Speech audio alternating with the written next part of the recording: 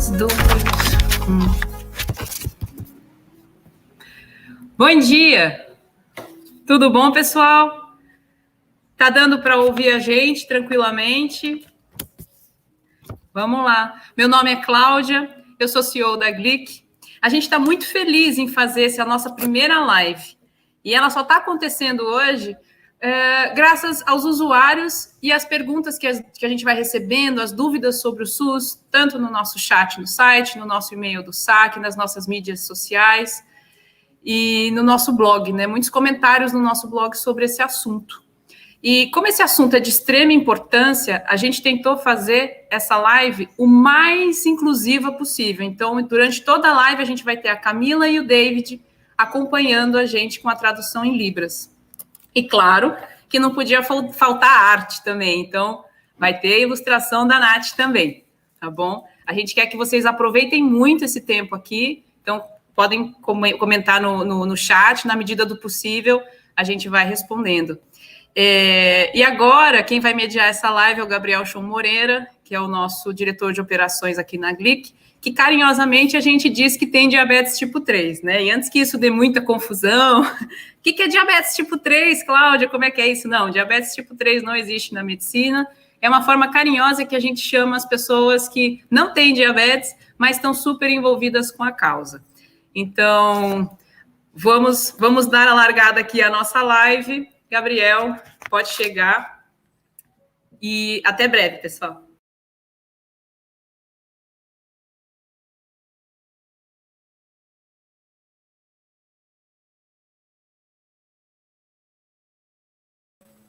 Meu microfone está mutado. Olá, ao vivo tudo bagunça, meu microfone estava mutado. Bom dia, eu sou o Gabriel e hoje eu vou mediar essa conversa e aí eu queria, para começar a poder mediar essa conversa, eu queria convidar para entrar na sala aqui com a gente a doutora Carla Mello, que também é fundadora do Glic, e a doutora Débora Alighieri, são as duas que vão participar desse bate-papo. Bem-vinda, doutora Carla. Vamos desmutar os microfones das duas e vamos conversar. Bom dia, olá, pessoal. E a Nath também já está aqui também com as ilustrações. Bora lá? Eu acho que a primeira pergunta que eu queria fazer para vocês duas é como é que a gente começa a falar de SUS, principalmente quando a gente fala em diabetes, né? Eu acho que o caminho que eu pensei para a gente começar seria como fui diagnosticado com diabetes, para onde eu vou, onde eu começo minha jornada no Sistema Único aí. Bom, o SUS é o nosso tá grande... muda, Carla. Não, aqui eu estou liberada. Eu estou ouvindo também. Me ouvem? Ouço, passamos a ouvir. Bom dia a todos vocês. É com muita alegria que nós, né, todos estamos aqui participando dessa live sobre o SUS. O SUS é um dos maiores serviços de saúde pública do mundo, né? A gente vai entendê-lo um pouquinho melhor hoje, mas sim, 75 a 85 pessoas são assistidas pelo SUS no nosso país. Então, isso já dá a representatividade do tamanho do nosso SUS. A maioria das pessoas com ou sem diabetes em nosso país são seguidos pelo SUS. Não é isso, Débora? Oi, bom dia a todos e todas. Bom dia, Gabriel, Carla, Camila e nossa querida Nath. Sim, Carla, o SUS é a nossa paixão, né? Acho que até assim, a gente esclarecer assim, 60% a 75% são atendidos exclusivamente pelo SUS, porque, na verdade, 100% da população, embora não saiba, é atendido pelo SUS, né? O SUS está em muitos lugares, mas às vezes ele fica invisível, a gente não percebe. E acho que essa proposta da gente começar por onde a gente reconhece o SUS, acho que é bem legal, né? Onde é que o SUS está que a gente vê e que a gente não vê, né? Você quer começar a falar um pouquinho disso, Carla? Como é que a gente vai para a atenção básica? Como é que a gente vai para a atenção especializada? E depois eu falo um pouco também da minha experiência como uma usuária da assistência do SUS. Sim, a porta de entrada do Sistema Único de Saúde, porque ele é bem único mesmo, é pela atenção primária à saúde. Aqui eu gostaria até, sabe, de desmistificar essa questão de primária. Primária não significa porque ela faz um atendimento muito básico, enfim, um atendimento primário. Não é isso. A atenção primária significa, essa é a porta de entrada, né? Então, dentro da pergunta do Gabriel, se a pessoa tem um diagnóstico recente, a entrada dele vai ser pelo SUS, desculpa, pela atenção primária, pelo postinho de saúde, né? Lá no posto de saúde, se ele tem já alguma necessidade de um especialista seguindo, daí sim ele vai sendo encaminhado para os níveis, nível secundário, nível terciário, e isso deve acontecer de acordo com a necessidade que é individual de cada um, né? Então, sim, a atenção primária à saúde é a porta de entrada. Carla, e só para eu tentar entender melhor aqui, eu preciso necessariamente ser diagnosticado por um médico do SUS, um médico que faz parte do SUS, ou eu posso ter sido diagnosticado em outro, na saúde privada e para procurar meu tratamento no SUS? Como que eu chego no postinho e ali eu sou diagnosticado, ou eu posso ter sido diagnosticado em outro lugar? Não, você pode ter sido, em teoria, todos nós somos elegíveis para atendimento no SUS. O SUS é nosso, né? Então, sim, todo mundo tem o direito a ter acesso, né, à saúde pública. Isso começa pela atenção primária à saúde, e seria interessante, né, Gabriel, se você tem um diagnóstico, um exame laboratorial, onde apareceu uma glicemia alterada, vá com esse exame em mãos até a unidade de saúde mais próxima do seu domicílio, que essa deve ser a nossa referência, né, aquela unidade que eu tenho mais próxima a mim. Isso diminui deslocamentos, diminui problemas na minha próxima consulta, caso eu não consiga me deslocar tanto, né, andar tanto para chegar a uma consulta. Então, procure inicialmente a unidade de saúde mais próxima à sua residência, com esse exame alterado, e converse. Normalmente vocês terão lá profissionais de saúde, geralmente é uma enfermeira, né, que coordena essas unidades, e sim, ela vai te orientar em relação ao seu segmento. Legal. Débora, você quer comentar, completar de alguma forma? Quero sim. Então, na verdade, assim, essa é uma questão que o que a Carla está dizendo em relação a ser, ou você ter descoberto, diagnosticado na assistência privada ou na assistência pública. Isso faz parte do princípio da universalidade, né? Então, isso significa que qualquer pessoa, estando viva, tem direito de ser atendida pelo SUS, não importa a trajetória que ela teve nesse diagnóstico, né? Então, assim, se por acaso você pode até já ter o diagnóstico, então daí eu vou falar um pouco do meu caso. O caminho, digamos assim, o tradicional seria via atenção básica, né, atenção primária à saúde, atenção básica, mas existem outras formas. Se a pessoa é, por exemplo, hospitalizada em função de uma hiperglicemia, né, se ela descobre, então ela tem uma crise de cetoacidose, é internada, e nessa internação ela é diagnosticada com diabetes, o encaminhamento será: consulte um médico endocrinologista, ou então consulte um clínico geral, mas eu acredito que já vá ser encaminhado para o endocrinologista, e assim ela se direciona à unidade, que pode ser, dependendo da unidade, pode ser que nessa unidade da atenção básica ela tenha um especialista, pode ser que não, que ela precise ir para uma atenção especializada. E aí, por exemplo, no meu caso, a minha unidade básica de saúde, que é aqui no centro de São Paulo, no bairro da Santa Cecília, é o que se diz uma unidade integrada. Então, ela tem tanto os serviços da atenção básica, quanto os serviços da atenção especializada, né? E ela seguiu um modelo bem antigo, foi uma das primeiras unidades básicas de saúde de São Paulo, que você tem, inclusive, endocrinologista na atenção básica. Então, a endocrinologista com quem eu me trato, ela é da atenção básica, né? Eu passo para a atenção básica. Agora, a questão é que nem sempre esse é um caminho que você trilha tranquilamente, né? Então, muitas vezes você não tem, às vezes, dependendo do que está acontecendo, você tem interferências políticas, questões, a gente está passando, por exemplo, num momento de propostas, de transição, de gestão, que é tentando seguir um modelo mais privado, isso acaba acarretando, às vezes, problema na agenda, indisponibilidade de profissionais. Tem região que você não encontra esses profissionais, né? Então, por exemplo, no meu caso, como é que foi? Eu era atendida na rede privada, eu tinha um plano de saúde, e aí eu cancelei o meu plano de saúde, depois de um tempo de tanto processar plano de saúde, eu cheguei à conclusão de que o que eu via não me agradava, e aí eu falei, bom, vou para o SUS, então, ser atendida também, eu já era cadastrada no programa de automonitoramento glicêmico, mas falei, bom, vou procurar assistência também pelo SUS. E aí cheguei na minha unidade básica de saúde e assim, aqui em São Paulo você tem um site que te indica qual é a unidade básica de saúde mais próxima da sua residência, você coloca o seu endereço e ele te indica, chama Busca Saúde.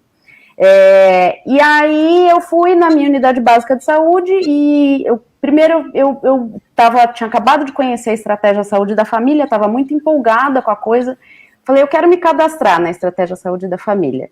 Aí me informaram, olha, aqui nessa unidade a gente não tem. Eu falei, tá bom, então me indica então para um clínico geral, quero marcar uma consulta com um clínico geral, porque quando você está falando de um sistema que é compartilhado, atendimento compartilhado com várias pessoas, então assim, não é você que escolhe o especialista ou o atendimento que você vai ter, é o profissional, é aquele profissional que vai avaliar a sua condição, o seu caso, e vai te encaminhar para o que você necessita, né? Então, eu já sabendo, já falei, então me marca consulta com um clínico geral. Ela falou, a gente está sem agenda. Eu falei, escuta, mas é o seguinte, eu tenho diabetes, eu tenho que passar por uma série de profissionais, eu tenho que ter um acompanhamento. Aí a recepcionista me falou assim, então faz o seguinte, tem um pronto-socorro ali, do outro lado da rua, você atravessa a rua, tem um pronto-socorro, vai lá no pronto-socorro, pede para o médico dizer que ele te atendeu com diabetes, que você estava meio descontrolado e tal, e fala para ele te indicar para o endocrinologista aqui. Aí eu falei, tá bom, atravessei a rua, fui lá, o médico me atendeu muito bravo, falando, olha, absurdo, tinha que ter um clínico geral para te atender, mas ok, vamos fazer isso. Aí eu voltei na recepção da unidade básica de saúde, ela falou assim, agora sim eu vou marcar sua consulta. Então eu fiz um caminho inverso, assim, eu fui depois a endocrinologista me encaminhou para a clínica geral, mas enfim, então assim, acho que tem uma questão também, tem os caminhos regulares e tem como a gente consegue acessar, que às vezes você faz alguns desvios, é isso. Isso. Eu só vou pegar aqui que tem um comentário do pessoal que está assistindo. Ela comentou aqui que levou muito tempo para me encaminhar para o endocrinologista. Tratavam como DM2 e eu já havia perdido parte da visão, deslocamento de retina. Mesmo assim, o médico não identificou que ela tinha diabetes. Então, quanto tempo isso pode levar muito tempo? Como que isso pode acontecer? Como que a gente pode também achar caminhos dentro dessa fila e olhar para esse processo aí? É possível? Gabriel, na verdade aqui a gente está, a Débora falou de caminhos alternativos, né, Débora, de como a gente conseguir ser atendido, que fogem, o caminho não deveria ser esse, o caminho deveria ser aquilo que a gente comentou, eu tenho um diagnóstico, eu necessito de atendimento, eu, como paciente e usuário do SUS, solicito isso.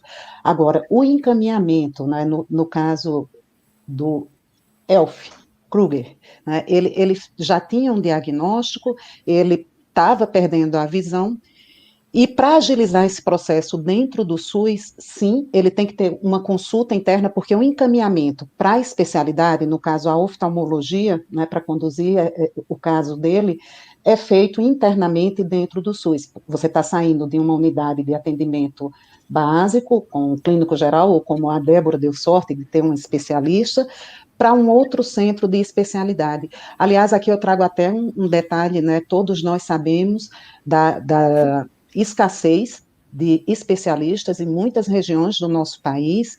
Ainda bem que a gente tem alternativas tecnológicas que estão chegando, e, por exemplo, eu vou citar aqui rapidamente um vídeo que eu vi de Itabuna, que é de você ficar realmente encantado com o que eles conseguem fazer. E o que é aquilo? É um link da atenção primária à saúde com as especialidades, né? Então, esse link, infelizmente, ele não está azeitado o suficiente para que os pacientes cheguem na hora da necessidade. Muitas vezes a necessidade aparece e o atendimento é demorado, né? E um dos motivos é a falta de especialistas. Nós estamos em grandes centros, mas em lugares menores falta muito especialista. E é aí que a tecnologia pode ajudar, como faz em Itabuna, avaliando os pés, utilizando aplicativo para avaliação de pé, avaliando, fotografando o fundo de olho e mandando para especialistas laudarem, né? Então, esses são caminhos que o nosso SUS pode adquirir para crescer. E o nosso próprio Glic, né, Gabi?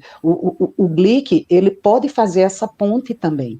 Então, são recursos tecnológicos que podem ajudar e acelerar os processos dentro do SUS. Tem uma coisa que é a seguinte, que é assim, quando a gente fala de SUS, e eu tenho sempre esse posicionamento que é bem, parece contraditório, mas não é. Eu faço muitas críticas ao SUS, mas é um sistema que eu admiro e que, como eu disse, eu considero inclusive melhor do que a assistência privada no Brasil. O Brasil é um país muito desigual em vários aspectos, e o SUS não é diferente. A gente faz parte desse sistema. O SUS não está fora do sistema político e social do Brasil. Então, assim, mesmo dentro de São Paulo, né, é um exemplo que eu tenho usado bastante de uma amiga que me chamou muito a atenção. Uma companheira do Conselho Municipal de Saúde, onde eu sou conselheira. Eu estava um certo dia me queixando, porque a gente está passando por uma transição na minha unidade e talvez eu não consiga mais ser atendida por essa endocrinologista. Mas eu vou ser passada para uma endocrinologista da atenção especializada, que inclusive é uma amiga minha, né, uma pessoa que era da SBD, super competente, enfim. E aí ela me disse o seguinte, ela falou assim, Débora, você está reclamando de muita barriga cheia aí, porque aí na Santa Cecília você está dizendo que você vai sair da endócrino, da atenção básica para ir na especializada. Aqui em Guaianazes, que é a periferia de São Paulo, a minha mãe tem diabetes tipo 2, ela é atendida uma vez por ano por uma enfermeira. Ela nunca viu uma endocrinologista, ela não consegue ser encaminhada, porque o correto seria, não tem na unidade, você é encaminhado para outra unidade onde tenha. Então, na minha, por exemplo, a Santa Cecília Especialidades, ela não atende só pessoas da Santa Cecília, ela atende pessoas de outros bairros de São Paulo, de unidades que não têm esse tipo de especialidade. Né? Então, agora a questão é a seguinte, como é que a gente faz? Não deve demorar, dependendo do caso, nem o diagnóstico, nem o tratamento deve demorar. Diabetes é uma doença que não pode esperar, né? É urgente você ter um atendimento correto, você ter um cuidado correto. Então, primeira coisa que é importante é a gente conhecer o funcionamento do sistema, porque daí você sabe como você deve caminhar por dentro do sistema e perceber quando isso não está sendo feito da forma correta. E quando você percebe isso, aí você tem várias coisas que você pode fazer. Primeiro, qualquer pessoa pode falar, eu quero falar com o gestor dessa unidade. Você pode pedir isso. Se você não estiver recebendo um atendimento, qualquer coisa, fala, eu quero falar agora com o gestor dessa unidade. E você vai conversar com a pessoa, né? Não precisa necessariamente brigar, mas assim, vai dialogar, conta o que está acontecendo, pede alguma providência que a pessoa pode tomar.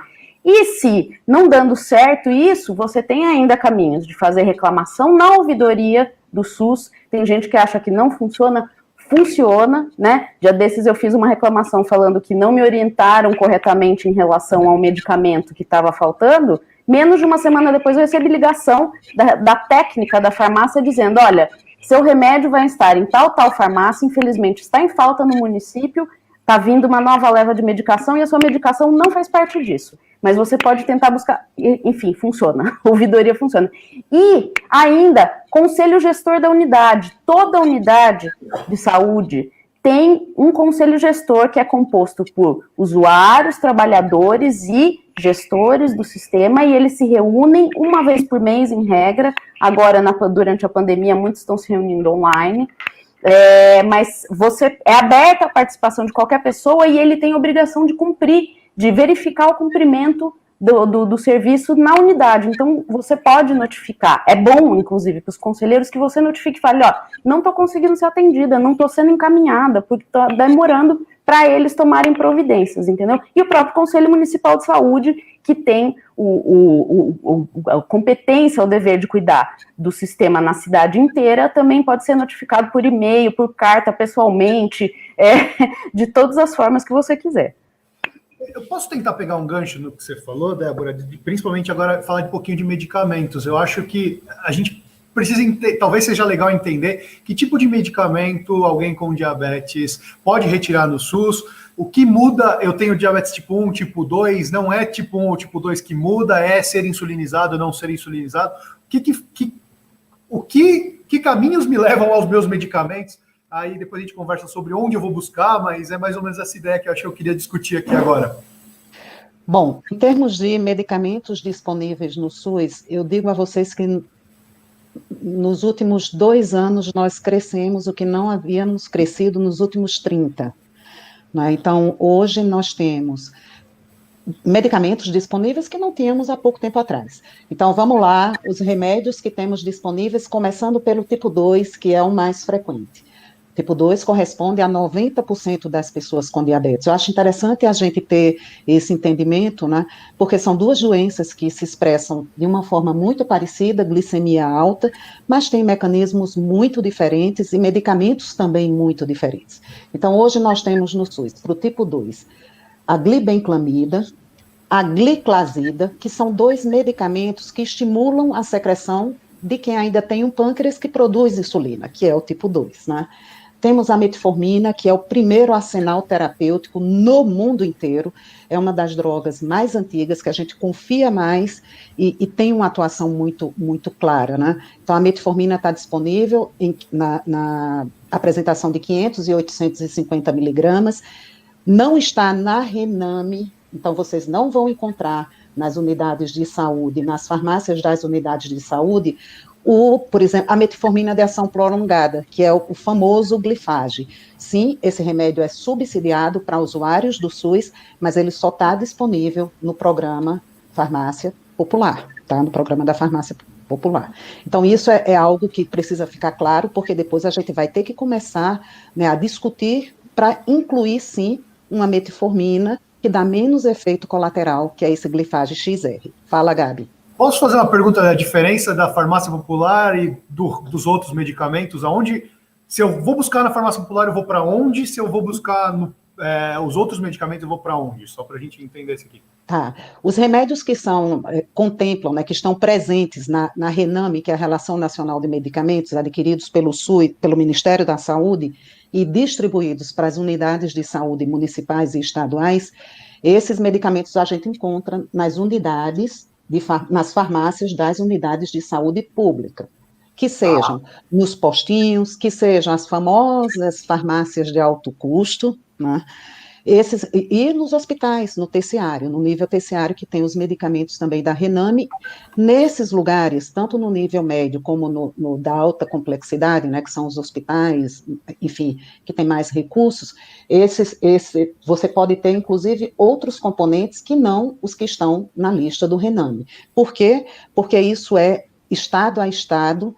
Tem estados que têm na sua lista, que não é nacional, mas tem em sua lista medicamentos que não estão na Rename, tá?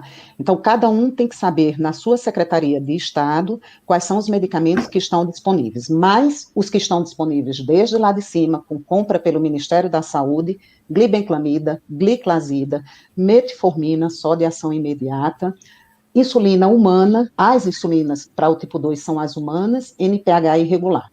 Agora, passando para os 5 a 10%, né, do total de pessoas com diabetes, que são as pessoas com diabetes tipo 1, nós temos, além das insulinas humanas, NPH irregular, nós temos também os análogos de insulina. O análogo de ação rápida, que a gente está numa discussão, né, Débora, pela SBD, para levar esse medicamento a ser dispensado nas unidades básicas, que são próximas às casas dos pacientes, e isso vai melhorar a adesão.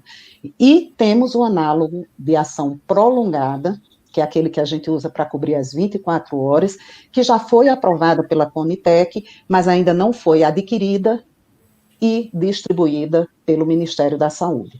Então, isso é algo que a gente também tem que batalhar, porque essa aprovação já tem mais de 6 meses, aliás, muito mais, ela já ultrapassou o período que era para ter sido adquirida, né? E uma renovação, uma coisa que foi muito interessante, Gabriel, e que saiu agora publicado, é a incorporação de uma classe nova de remédios, né? Entre os médicos se chama de inibidor de SGLT2, e os pacientes conhecem muito como aquele que coloca a glicose na urina. Então, é a forma que ele costuma diminuir, diminuindo a sua glicose no sangue e colocando ela para fora pela urina, né? Então, esse medicamento também já foi aprovado. Só falta ser comprado e distribuído. Eu vou puxar uma pergunta aqui da Alexandra, e ela perguntou aqui onde eu descubro... Só um minuto, Gabriel. Antes da gente falar isso, posso fazer uma complementação em relação a essa resposta? E logicamente vocês estão percebendo que eu tenho assim uma complementação. É sempre a minha um pouco de experiência de usuário, um pouco de questões políticas que assim acho que a gente tem que entender que tudo aqui a gente não fala só de questões técnicas, mas tem questões políticas que estão envolvidas e que são necessariamente tem que se envolver mesmo. A questão da farmácia popular tem uma outra diferenciação que é justamente assim, onde você... É o que a Carla já tinha falado, mas assim, farmácia popular geralmente você vê nas farmácias privadas escrito uma faixa, né? Aqui tem farmácia popular, né? São pactuações diferentes, distintas. Aqui em São Paulo, por exemplo, a gente teve uma época que a ideia, houve um projeto em 2017 de ser tudo só nas farmácias privadas e extinguir as farmácias nas unidades básicas de saúde. Mas tem gente que, por exemplo, só pega os medicamentos na unidade básica de saúde. É o meu caso, eu só pego lá, eu não uso a farmácia popular. Mas, apesar disso, tem muita gente que tem, para muitas pessoas, é um programa interessante e é um programa que está na mira do governo Bolsonaro, porque um dos projetos é acabar com farmácia popular, né? Então, acho que é uma coisa que a gente precisa ficar atento, se beneficia, a gente tem que lutar para não ser extinto. Né? Débora, tem uma questão aí importante também, que é o custo desses medicamentos, né? Como eles são adquiridos lá em cima. Então, todos que estão na lista da Rename passam por uma avaliação de preço, de impacto orçamentário, e são comprados com preços mais reduzidos. Os que estão no programa da farmácia popular não têm essa compra centralizada com um preço tão bom. Só para vocês terem uma ideia, a mesma insulina humana NPH, que está no programa da farmácia popular, mas que também é dispensada nas unidades públicas da saúde pública, eles têm preços diferentes, né? Então, isso se paga muito mais por um remédio que está sendo dispensado na farmácia popular do que por um remédio que está sendo dispensado na unidade de saúde pública. Essas nuances políticas da nossa saúde, é o que Débora falou. Todos nós, como usuários, como prescritores, a gente tem que entender, porque a gente tem sim que participar por esses caminhos que são criados, e no fim, quem vai andar por eles somos nós, né? Os gestores não andam por esses caminhos. Então, sim, a gente tem que ter uma participação ativa, dizendo o que está incomodando, o que está dando certo, não só o que está incomodando e o que está errado, mas aplaudindo o que está certo também, né? E aí tem uma outra coisa, Gabriel, só mais um pouquinho, só duas coisinhas que eu queria falar. Acho que assim, também é importante a gente, e é isso, por que tem essa diferenciação de preço, né? É uma pauta que a gente tem que debater, é um assunto que a gente tem que discutir, não tem que ter essa diferenciação de preço. Tem uma questão que eu acho que é importante a gente deixar bem claro também, porque está gerando muita confusão, acho que uma hora até que eu não sou de eu organizar live, essas coisas assim, mas acho que a gente tinha que fazer um debate, um esclarecimento sobre essa questão dos análogos de ação rápida, porque está gerando muita confusão. A gente tem uma portaria, um decreto, é uma portaria, né, Carla, falando do grupo de trabalho, que não especifica que isso foi definitivamente transferido para a atenção básica. Não é essa a situação. O que está disposto ali, o que a gente tem de efetivo é que será criado um grupo de trabalho e que está sendo uma luta para fazer isso agora, a SBD, SBEM, a DJ estão na batalha por isso, mas assim, é um grupo de trabalho para especificar diretrizes para, num período de 6 meses, se disponibilizar os análogos de ação rápida na atenção básica, para depois disso verificar se isso permanece. Portanto, não é que isso foi transferido definitivamente para a atenção básica, tá? Então, assim, a gente espera, melhor é a luta que a gente faz, mas assim, ainda tem um caminho longo para isso acontecer. E uma outra questão, só daí eu finalizo nessa parte dos insumos aqui. loucura agora. De questão, é que eu falo bastante, eu já estou acostumada, eu sempre falo assim, tô acabando, reunião do Conselho Municipal de Saúde é assim, eu falo, Débora, 3 minutos, dê o seu tempo. E fitas e lancetas, que é um direito também que a gente tem desde, foi uma das primeiras coisas que a gente passou a receber junto com insulina NPH irregular, que eu vi que às vezes as pessoas, eu vi num comentário no Instagram do Glic, uma pessoa dizendo assim, olha, minha mãe não consegue receber, tem DM2 e não consegue receber as fitas, é assim no Brasil inteiro, como é que é? Então é assim, a portaria que especifica os insumos, né, que ela falta ainda, na época não tinha ainda os análogos, e o que foi recentemente incorporado, que o nome comercial dele é o Forxiga, né, que a Carla estava falando para a DM2, portaria 2583 de 2007, ela especifica a glibenclamida, metformina, glicazida, insulinas humana irregular e fitas, glicosímetros e fitas e lancetas para medir glicemia. Só que esse fornecimento é condicionado a insulino dependente, então não é o tipo de diabetes, é usuário de insulina. E por que isso? Não é porque o SUS quer economizar, porque ele não quer gastar dinheiro fornecendo para todos os diabéticos, é porque até então não se tinha evidências científicas suficientes que subsidiassem o fornecimento de fitas, o monitoramento glicêmico como benéfico, como tendo impacto no controle de quem não era insulinizado. Isso vem mudando, daí a Carla tem mais capacidade para falar isso do que eu, mas assim, até muito recentemente não havia evidências de que traria benefícios. Então, a gente sabe, quando a gente vai comprar fita, é uma coisa caríssima, sempre foi, né? Nunca reduziu o preço. Quando eu fiquei diabética em 1986, glicosímetro era coisa de gente muito rica, né? A gente não tinha, a gente ia tá branquinha, criança, tá com hipo. Parou de ficar branquinha, tá? Então, hoje a gente recebe isso pelo SUS, né?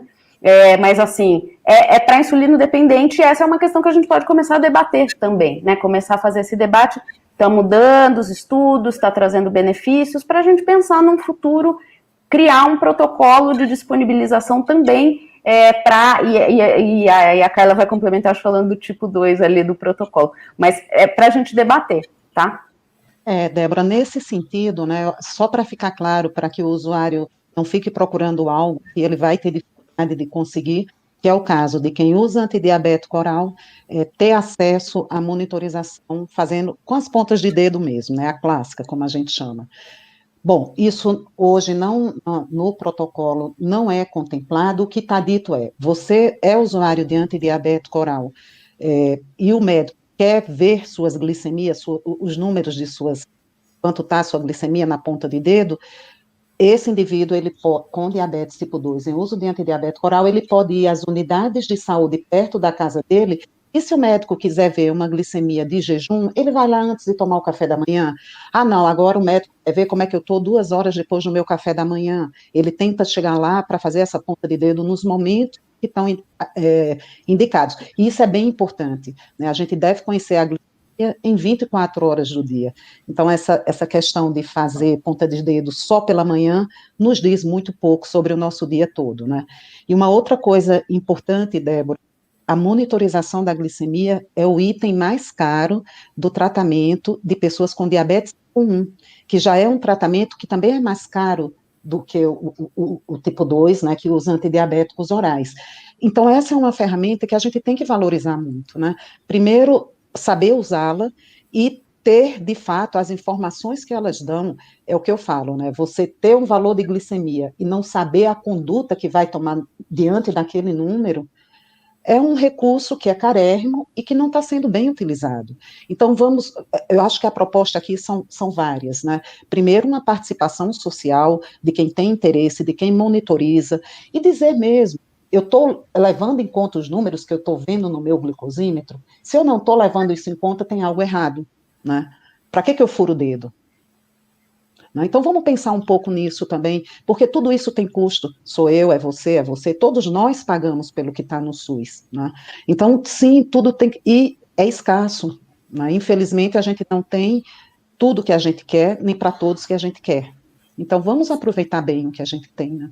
Para eu tentar organizar e ver se ficou claro para mim, para todo mundo. Então, hoje, o que define para que lado eu vou em medicamento é se uso ou não insulina. Se eu uso automonitorização, sim.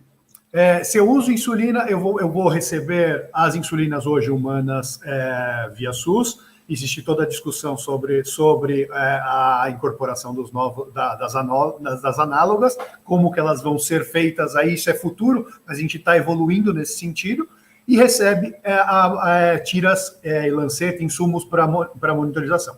Quem não usa insulina tem esses 4 medicamentos hoje na lista da Renami, e aí pode buscar o posto para fazer medições esporádicas ali para fazer isso. Esse é o processo, certo? Aí, só para eu entender, teve uma pergunta aqui. Só uma coisa, Gabriel, só uma coisa. É assim, para receber fita de medir glicemia, depende se você usa insulina ou não. Para receber o tipo de insulina e os medicamentos, depende do tipo de diabetes que você tem. Né? E a lista aí na Renami, atualmente, esses dias eu tinha visto, não sei se você já viu, Carla, análogos de insulina de ação rápida e lenta estão na Renami, na última Renami 2019 entrou já. Só não estão nas unidades de saúde que deveriam, né, Débora? Legal. E aí, acho que outro ponto que eu queria comentar é como é que a gente pode, como população, como pessoas interessadas no SUS, ajudar o SUS, ajudar a melhorar o SUS. Eu acho que existem, a própria Débora comentou sobre as iniciativas da DJ, da ISBEM, da SBD. Como que a gente, que não está tão dentro desses grupos, pode participar disso? Quer falar, Débora? Então, são muitas as formas, no fim das contas, assim, acho que para toda resposta que eu for dar aqui, logo em seguida eu vou falar o que deveria acontecer, como acontece, que às vezes não acontece assim na realidade, o que a gente pode fazer, né? Na verdade, assim, a gente tem muitas formas de participação social, seja organizada ou não organizada, mas já digo que quando a gente se organiza, funciona melhor, né? A própria conquista tem uma coisa que eu costumo dizer em relação à conquista da incorporação dos análogos de insulina que a gente teve. Um movimento que foi articulado, organizado em certos momentos, a gente até mais assim, você teve um braço de levantar a pauta pela internet, pelos blogueiros e ativistas, você teve uma pauta de estudar muito para fazer o pedido e fazer a demanda, que foi aí um trabalho excelente da Carla Mello e da SBD, né? E você teve o trabalho das associações junto com a Vanessa, né, com a Sheila também, do Rio de Janeiro, fazendo esse trabalho para as associações ampliarem essa notícia e essa discussão, entendeu? Para a gente participar. Então, assim, para tudo que a gente quiser, a gente pode, no fim das contas, você pode se envolver de várias formas e conforme a capacidade que você tem. Porque tem gente que não tem tempo, né? Tem trabalho o dia inteiro, não consegue, não tem disposição, às vezes a pessoa que não quer se envolver tanto também, né? E às vezes nem sabe como. Então, assim,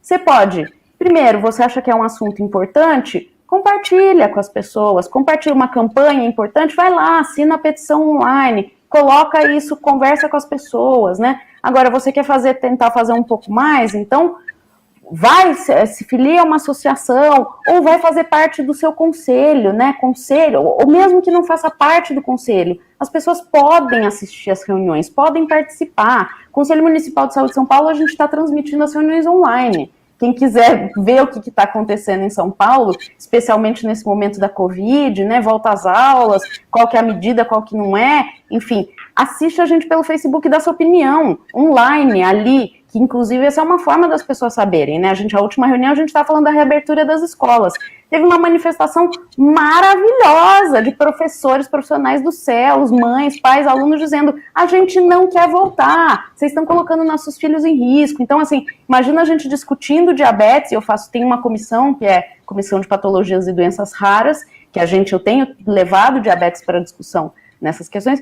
Então, assim, para a gente colocar, imagina, tá faltando isso, os conselhos têm que saber disso. Então, assim, você tem inúmeras formas na sua própria unidade, fazer reclamação, ouvidoria, entendeu? Você tem, assim, milhões de possibilidades de fazer o sistema melhorar, de forma institucional, que justamente são essas ferramentas, consulta pública, quando tem agora a gente está tendo um monte de consulta pública e o nosso grande problema é divulgação, e são todas ao mesmo tempo, e às vezes é um período muito curto. Então tem uma que eu até separei aqui, que é uma consulta pública sobre plano de ações estratégicas para enfrentamento das doenças crônicas no Brasil, que é até dia 30 de novembro. Se você for lá no fórum, nas páginas, no fórum de DCNT, você vai ver. Tem também aqui em São Paulo, consulta pública sobre os índices, enfim, tem uma infinidade de coisas. Posso fazer uma pergunta aí de Dani mesmo? O que é uma consulta pública? Eu acho que talvez nem todo mundo aqui que está assistindo saiba o que é uma consulta pública. Eu acho que vale a pena a gente discutir um pouquinho disso. Gabriel, sabe que eu digo que consulta pública é uma ferramenta para a gente expressar a nossa opinião, quer seja individual, quer seja institucional, mas essa é a forma que a gente tem como dialogar. Então, eu vou dar aqui como exemplo, né, as últimas consultas públicas que nós tivemos. A Sociedade Brasileira de Diabetes, ela sempre se expressa quando essas consultas públicas são relacionadas ao diabetes, né, e que envolve uma parte mais científica, menos administrativa, enfim, a gente tenta dar a nossa opinião. E eu acho que isso é válido para todos nós aqui. Então, numa consulta pública, como o paciente pode participar? Como uma pessoa com diabetes pode participar? Logo lá você já vai se classificar, né? Quando você entra, por exemplo, no site da Conitec, conitec.gov.br, porque tem lá uma consulta pública, você entra no formulário para responder essa consulta pública, o que está sendo perguntado. Então, a última, por exemplo, né, sobre o protocolo clínico e diretrizes terapêuticas para o diabetes tipo 2, né? Você entra nessa consulta pública no site, preenche o formulário e você pode dar opinião como profissional de saúde e como usuário, como um parente, como familiar, como amigo, como uma pessoa comum da sociedade. E dê a sua opinião. Por exemplo, eu conheci uma pessoa que usando a insulina X tinha mais hipoglicemias. Conheci uma pessoa que deixou de ter essas hipoglicemias quando passou a usar outra insulina. Então, essa vivência pessoal de pacientes é extremamente importante. O que eu digo, aliás, a Débora é a primeira pessoa, né, a entrar na SBD como não sendo profissional de saúde. Por que ela entrou? Porque ela faz uma coisa muito importante, que é o advocacy, não é? É você envolver pessoas que não obrigatoriamente são profissionais da área correlacionada lá, relata, né? Mas, enfim, são pessoas que podem sim influenciar os caminhos por onde nós mesmos teremos que andar, né? Então, é uma ferramenta muito importante, participem, e dá um trabalho para a gente subir uma consulta pública dessa grande, viu, gente? A Débora falou da questão da incorporação do análogo rápido. Antes dele ir para uma consulta pública, rola todo um trabalho científico de construir evidências que vão ser colocadas, e essas evidências, se tiver um respaldo do povo, ela é muito mais, ela é científica ou não, mas ela vale, né? Então, a participação de vocês vale muito. Tem uma coisa... Oi, Gabriel, eu vou te cortar várias vezes. Eu tô quieta. É que eu acho que esse gancho eu não posso perder, porque é tão bonito isso, que é tão legal, que eu acho que é a tônica do que a gente busca fazer, que é o seguinte, o que a Carla está dizendo, tecnicamente, na área de avaliação de tecnologias em saúde, tem um nome, se chama evidências de vida real, né? Porque quem acha que só o conhecimento técnico é que constrói a política, está enganado. A vivência do corpo que a gente tem com o diabetes, tudo que a gente passa, isso também é um saber e é um conhecimento que tem valor. E nessas consultas públicas, a consulta pública é isso. É uma forma da sociedade participar da construção da política. Eu acho a consulta pública assim, eu acho uma migalhinha, eu acho pouco, é pouco que a gente, é grande, porque assim, você vai ver, recentemente eu tive num encontro de agências de avaliação de tecnologia de saúde da América Latina inteira, e o Brasil, gente, a gente reclama muito, mas o Brasil, assim, a Conitec é um órgão de excelência, tudo que a gente tem aqui, algumas agências estão implementando agora, por exemplo, até teve um encontro da DJ, na verdade, um rapaz falando de um protocolo de bomba que foi criado no Chile e tal. E aí eu perguntei, escuta, quem é que decide essas diretrizes? Como é que vai ser? Para quem é que vai ser decidido? Enfim. Aí ele me falou, agora, em 2019, estão criando um espaço com participação popular. O SUS tem isso desde a sua criação. É uma diretriz constitucional a participação da comunidade, desde 1988 está escrito isso lá. Então a gente tem coisas, vários instrumentos. A consulta pública, e a gente ficou conhecendo muito a consulta pública por causa da incorporação dos análogos de insulina, é uma delas. Você tem inúmeras e você tem muitas dificuldades em várias partes do processo. A Carla, que fala que foi um outro doutorado fazer o pedido de incorporação dos análogos de insulina, tem uma outra questão que é assim, a divulgação, né? A gente teve o encerramento das redes sociais, dos perfis setoriais pelo Ministério da Saúde. Conitec tinha um Twitter, eu via tudo que a Conitec publicava.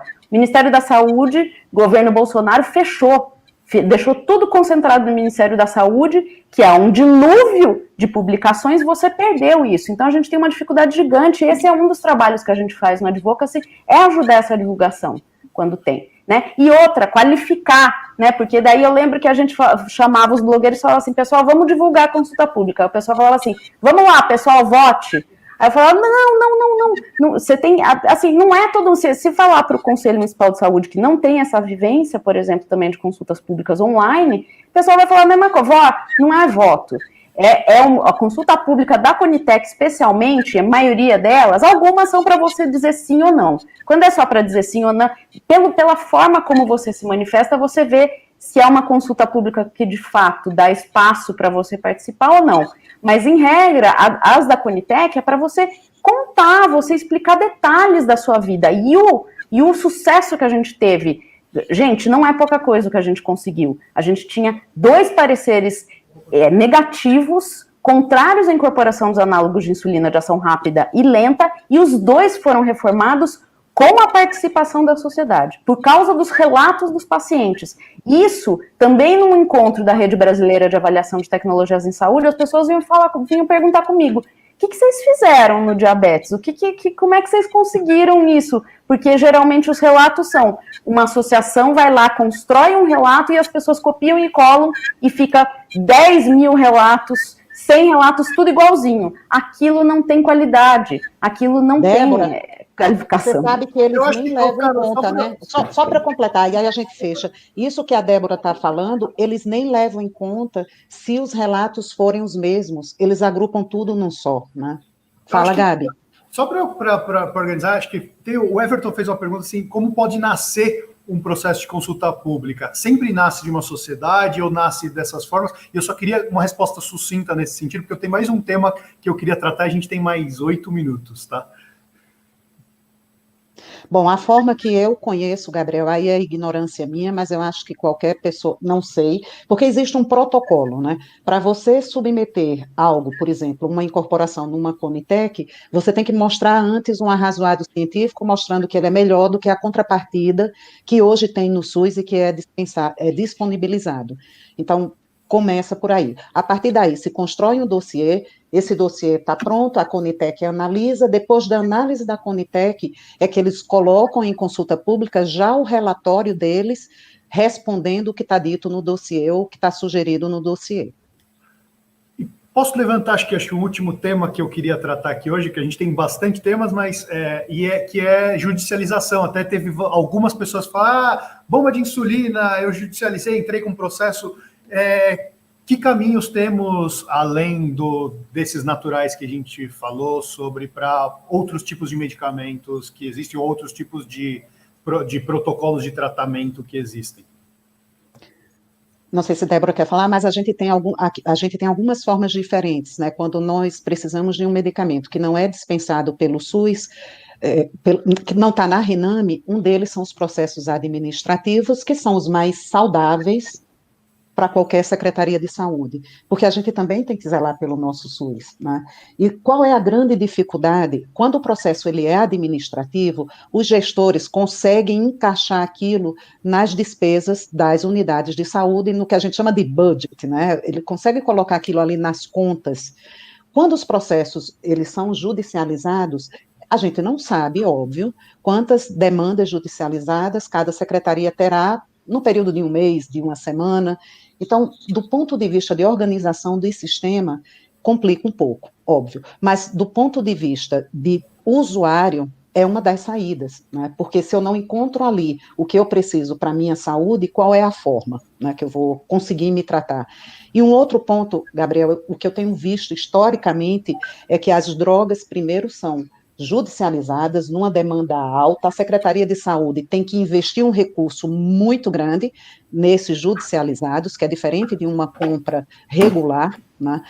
Só para vocês terem uma ideia, os judicializados, normalmente, os custos são custos comerciais do que a gente tem hoje no mercado, enquanto que os processos administrativos e as compras centralizadas não.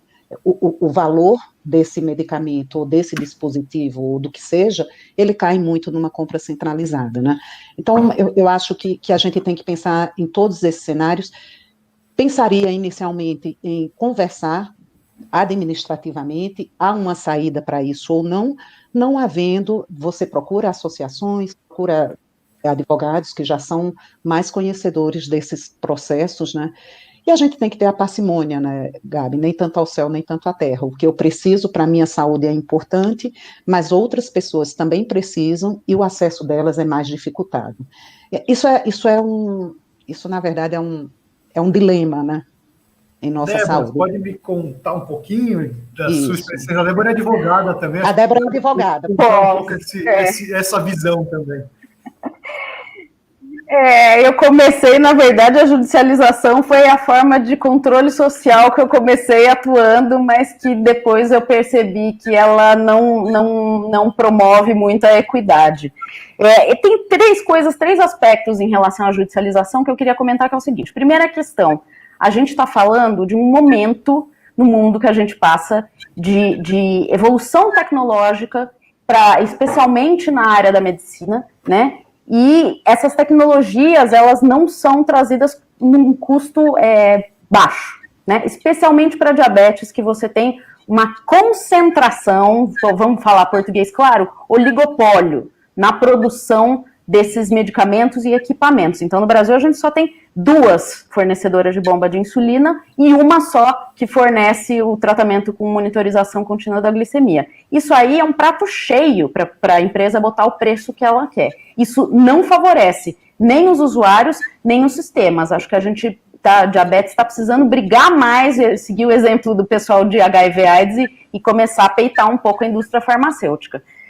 Por mais que seja difícil e que a capacidade técnica que a gente tenha para isso seja mais restrita, mas para isso a gente tem ajuda também das sociedades médicas, das associações, a gente pode, até, já que existe parceria, a gente pode pedir também, falar, olha, vamos ser parceiro de verdade também para o nosso tratamento, para o nosso sistema, né? Então, é isso. Isso é uma preocupação em todos os países, né? Uma das questões que eu falei nesse fórum de avaliação de tecnologias da América Latina, a discussão, o tema desse encontro era priorização de avaliação de tecnologias. No Brasil, tudo que se pede é avaliado e conforme for incorporado. Por exemplo, a diabetes, quantas consultas públicas a gente teve esse ano de incorporação? Foram 4? Né? Quer dizer, 2 acho que era PCDT, mas assim, nenhum país faz isso. Né? Os países, tem países, por exemplo, Espanha, eles fazem, se eu não me engano, era um sistema que era assim, era 5 pedidos por ano.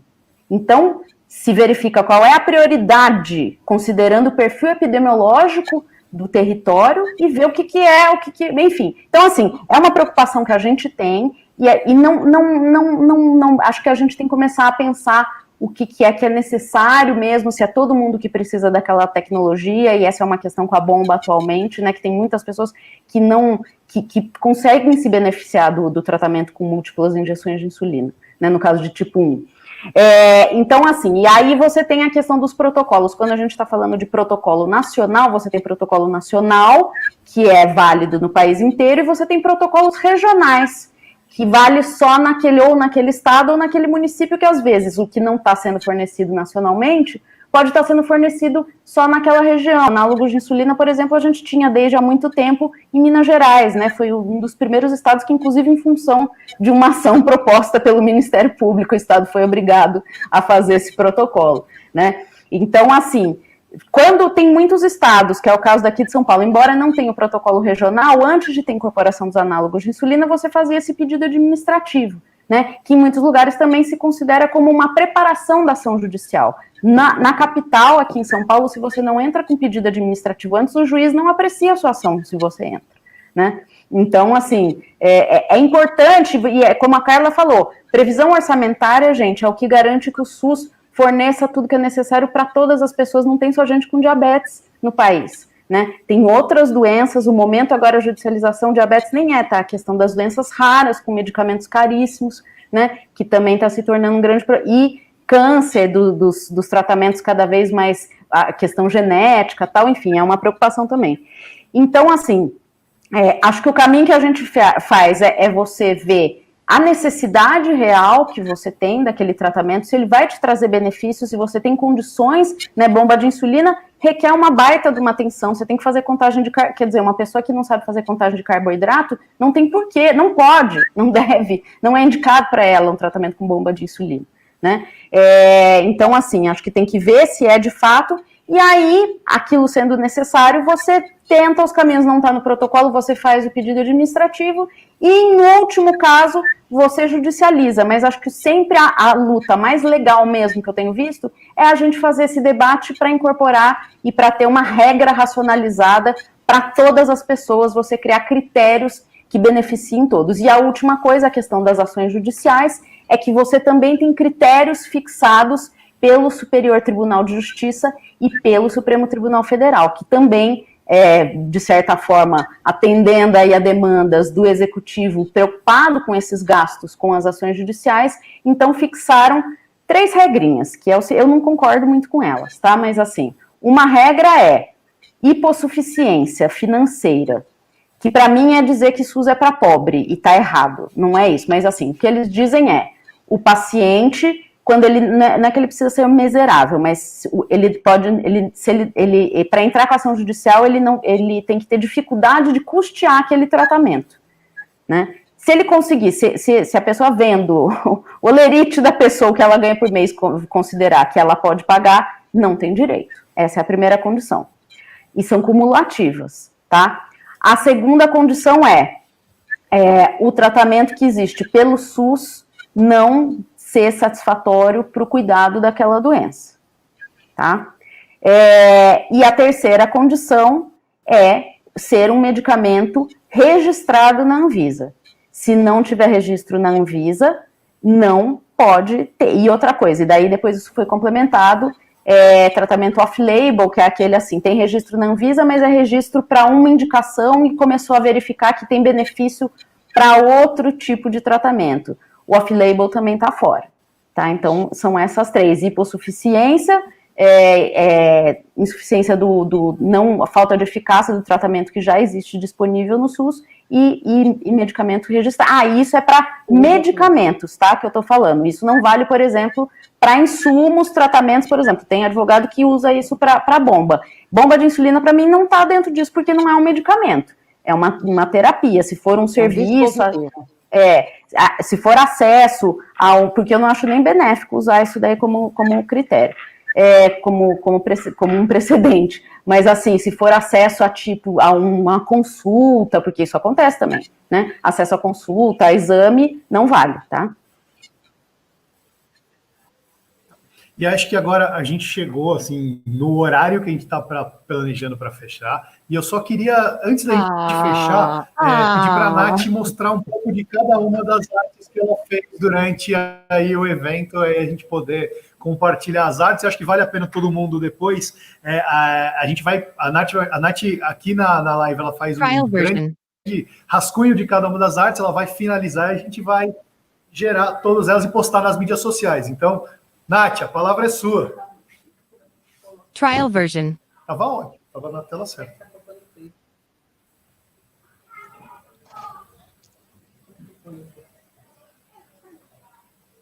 Trial version. Tela em 2 só. Põe as pessoas no backstage.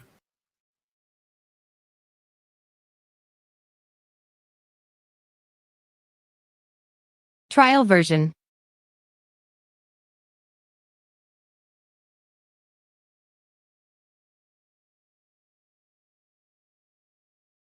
Trial version.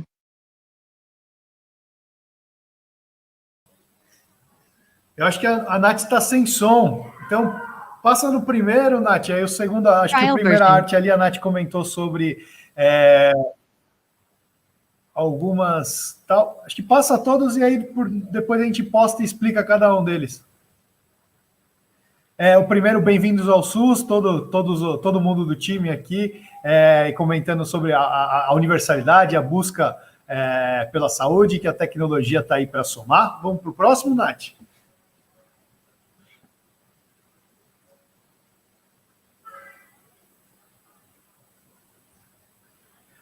Acho que aí comentar, como a Nath comentou, que você pode buscar e falar com o gestor de cada unidade, dizendo suas dificuldades, não estou conseguindo retirar um medicamento, não estou conseguindo marcar consulta, não consegui ser encaminhado. Então, tudo isso é possível a gente falar com o nosso gestor, com o gestor do SUS.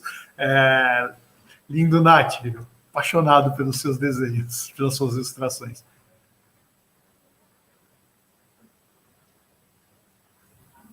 Aqui a Nath está comentando um pouquinho do quais os insumos que fazem parte aí principalmente quando a gente fala de insulinos dependentes, que são as tiras, o glicosímetro, insulina, seringas, para insulino dependentes.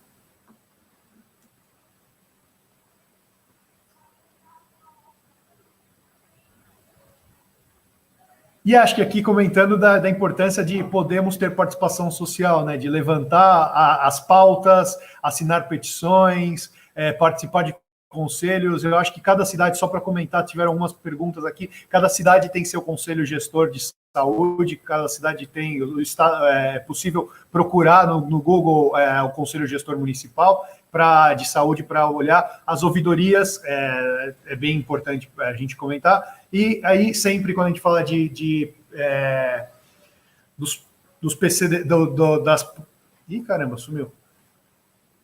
Da nossa participação com dados de mundo real, da gente entrar nas consultas públicas e informar os nossos dados aí com relação às consultas públicas.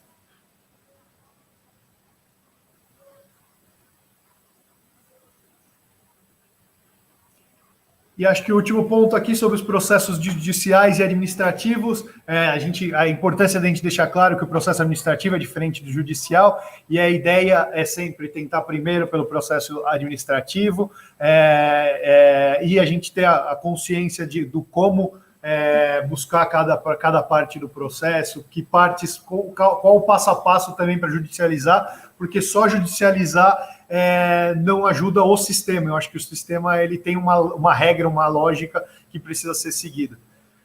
Acho que essa é a importância aí dessa arte também. Nath, obrigado. Agora acho que vale a pena todo mundo voltar. Cláudio, vem também, só para a gente dar um tchau e todo mundo voltar aqui. Sem óculos.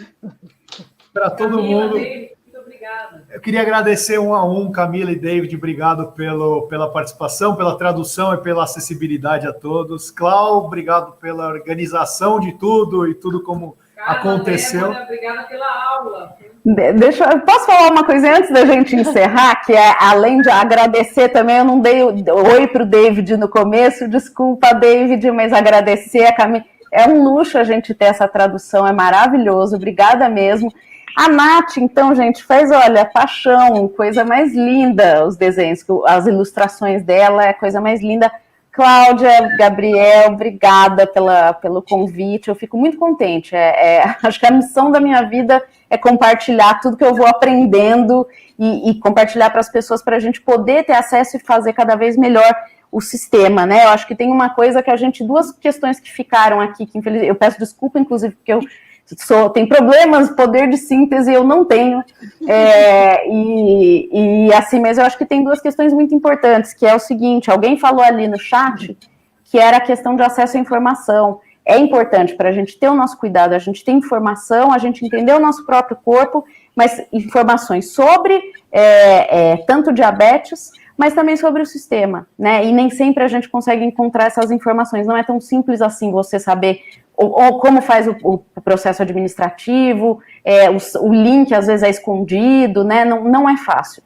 mas a gente buscando e pedindo ajuda e conversando com as pessoas, de alguma forma a gente consegue entender melhor, e acho que é uma das lutas que a gente tem que fazer sempre, é para essas informações estarem mais acessíveis e melhor acessíveis para todo mundo. Né, a gestão, eu sou de um tempo que a informação não estava na internet, mal tinha internet, a gente ficava rodando ia para um departamento num lugar na cidade, te mandavam para outro, mas a gente acaba fazendo quase que a mesma coisa na internet agora também, né? Mas assim, tem que estar disponível essa informação para a gente saber. E uma coisa muito importante, a gente fala bastante em diabetes, a tecnologia, porque lógico, a insulina acho que é uma das únicas doenças que o pessoal festeja a data do descobrimento, porque é uma coisa que salva a vida da gente mesmo, mas tem uma tecnologia que é muito importante, que é a tecnologia relacional, né? Tecnologias leves, que é essa do contato, da conversa, do diálogo que você tem que ter com o seu profissional que cuida de você,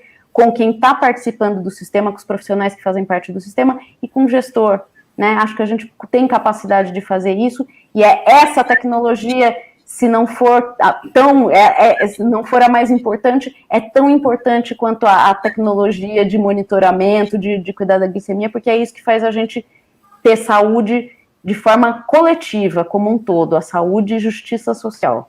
Era isso. Não sei se dá para me ouvir, mas a gente tomou 261 anos de diabetes e faltou agradecer a Nath, que com tanta sensibilidade e genialidade, ela traduz as conversas e transmite de formas que a gente nem imagina. Muito bom, Nath. Obrigada mesmo. Pessoal, eu também queria agradecer a todos, né? Vocês provavelmente não sabem, mas a Sociedade Brasileira de Diabetes, ela dispõe de um departamento de saúde pública fundado em 2014.